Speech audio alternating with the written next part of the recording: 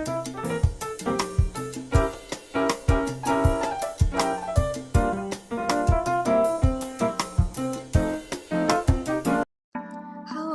ketemu lagi sama aku Nabila Fauzia dari kelas pemasaran 2I.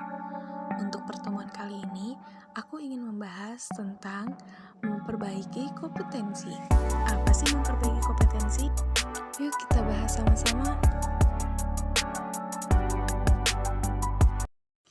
Jenis dan kategori kompetensi.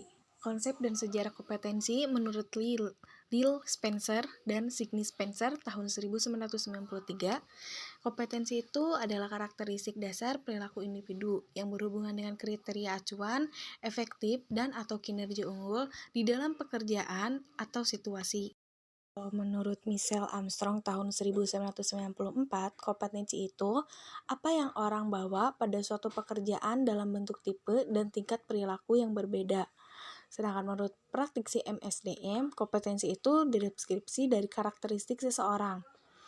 Kalau menurut Margaret Dale, tahun 2003, kompetensi itu menggambarkan dasar pengetahuan dan standar kinerja yang dipersyaratkan agar berhasil menyelesaikan pekerjaan atau memegang suatu jabatan.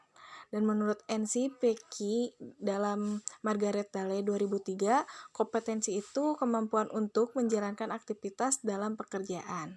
Kemudian menurut Training Agency tahun 1988, kompetensi itu kemampuan untuk menjalankan aktivitas dalam pekerjaan atau fungsi sesuai. Menurut Michelin tahun 1993, kompetensi itu karakteristik dasar personal yang menjadi faktor penentu sukses tidaknya seseorang dalam mengerjakan suatu pekerjaan atau situasi. Dan terakhir, menurut SK Kepala BKN 2003, kompetensi itu kemampuan dan karakteristik yang dimiliki seseorang pegawai negeri sipil yang berupa pengetahuan, keterampilan, dan sikap perilaku yang diperlukan dalam tugas jabatan sebagai PNS tersebut dapat melakukan tugasnya secara profesional, efektif, dan efisien. Komponen kompetensi, yang pertama itu ada motivasi, ada self-concept, traits, knowledge, dan yang terakhir itu ada skill. Perlunya kompetensi diperbaiki itu untuk kepercayaan dan nilai kepercayaan seseorang terhadap sesuatu sangat berpengaruh terhadap sikap dan perilaku seseorang. Keahlian atau keterampilan, aspek keahlian keterampilan ini memegang peran penting dalam membentuk kompetensi. Pengalaman juga merupakan elemen penting dalam membentuk penguasaan kompetensi seseorang terhadap tugasnya. Kemudian karakteristik kepribadian seseorang turut berpengaruh terhadap kompetensi seseorang. Motivasi seseorang juga dapat mengubah suatu pekerjaan atau aktivitas itu berpengaruh terhadap hasil yang dicapai. Kemudian ada isu emosional, yaitu hambatan dan blok emosional sering membatasi penguasaan kompetensi kapasitas intelektual. Kapasitas intelektual seseorang akan berpengaruh terhadap penguasaan kompetensinya. Tingkat perbaikan kompetensi yang pertama itu mudah diperbaiki, yang kedua itu agak sulit diperbaiki, dan yang paling terakhir itu sulit diperbaiki. Perbedaan kompetensi dan kompetisi.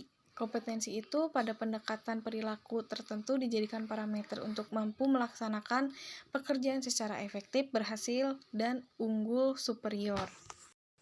Komponen kompetensi terdiri dari dorongan sifat, citra peran sosial, dan kemampuan menurut Boyarsis 1982. Dalam hal pemahaman kompetensi, perlu dijelaskan pengertian tentang pengetahuan, keterampilan, kemampuan, dan bakat untuk mengetahui sejauh mana perbedaan kesamaan dari konsep tersebut. Menurut Spencer tahun 1993, pengetahuan yang dimiliki seseorang bisa dikategorikan ke dalam dua jenis, yaitu pengetahuan yang didasari dan pengetahuan yang tidak dapat didasari. Menurut Dale 2003.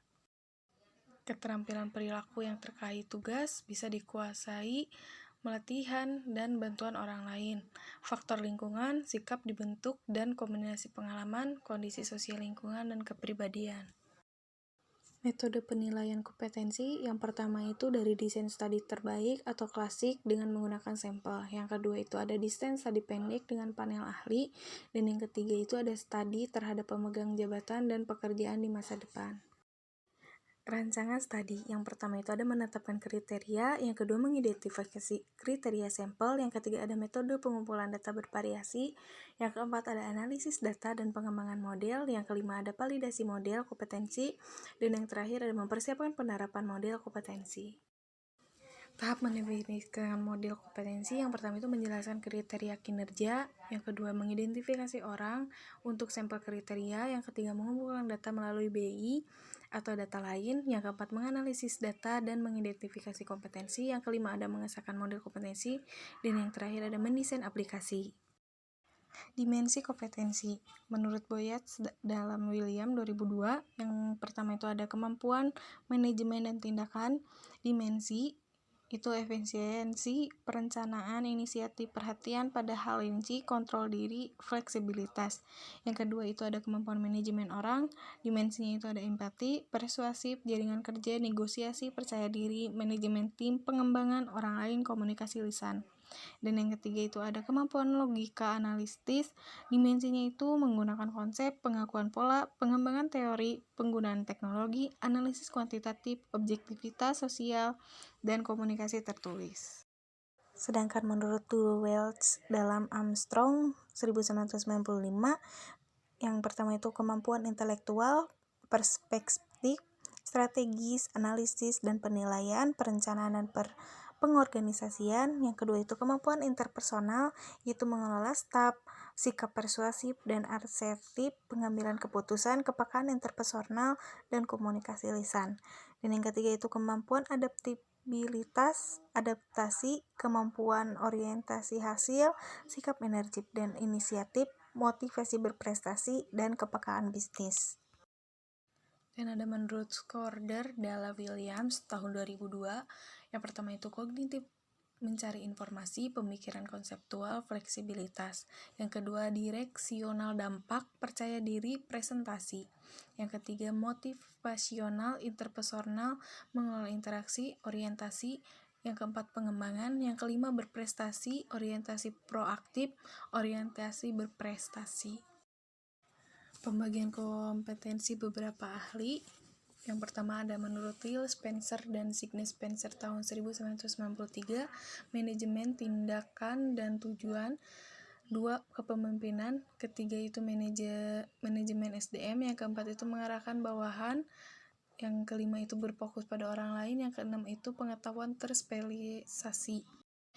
BKN, Badan Kepegawaian Negara, tahun 2003, yang pertama itu kompetensi dasar, yang kedua itu kompetensi bidang. Dan ada menurut Spencer tahun 1993, yang pertama itu berorientasi prestasi dan tindakan, yang kedua itu membantu dan melayani orang lain, yang ketiga kemampuan mempengaruhi dan menciptakan dampak, yang keempat itu kemampuan manajerial, yang kelima itu kemampuan kognisi, dan yang terakhir itu kemampuan efektivitas pribadi.